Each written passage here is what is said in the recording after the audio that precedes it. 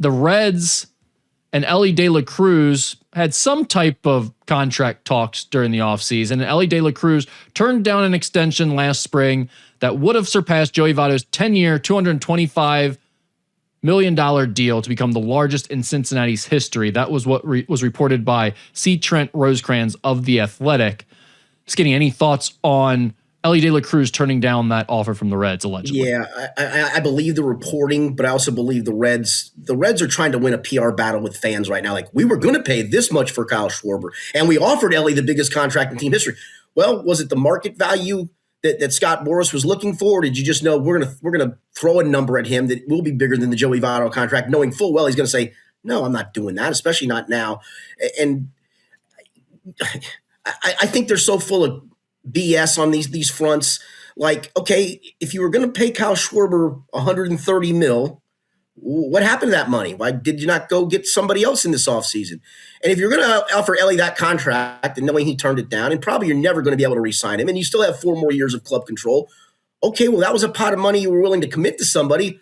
Why can't that pot of money be used to better your ball club? So I think they're playing this whole, look at us, we're trying to sign our superstar, and we tried to sign home run hitting Kyle Schwarber, and we're just not, because you knew you couldn't in either case. So it all sounds good. It all sounds like we're trying. No, you're not, because you're bringing basically the same stupid offense back that plagued you last year.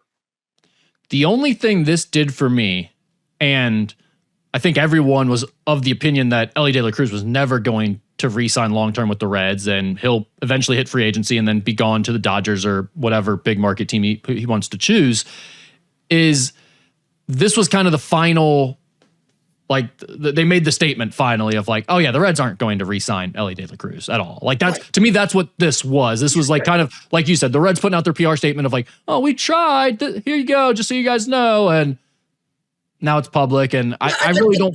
I mean, I'd like to know what the numbers were. How about give us the numbers that you were going to offer him, and then we can decide, was it a fair market offer or not? I mean, if they offered him $1 billion for whatever, you'd have to go, well, geez, dude, I mean, you did pretty much all you could do to try to, or did you offer him $2 more than what Joey Votto's contract was worth? And let's take it for inflation too. Joey Votto's contract, adjusted for inflation today, you would be even higher than that. So until I see numbers, stop playing these games, Reds. How about make your roster better?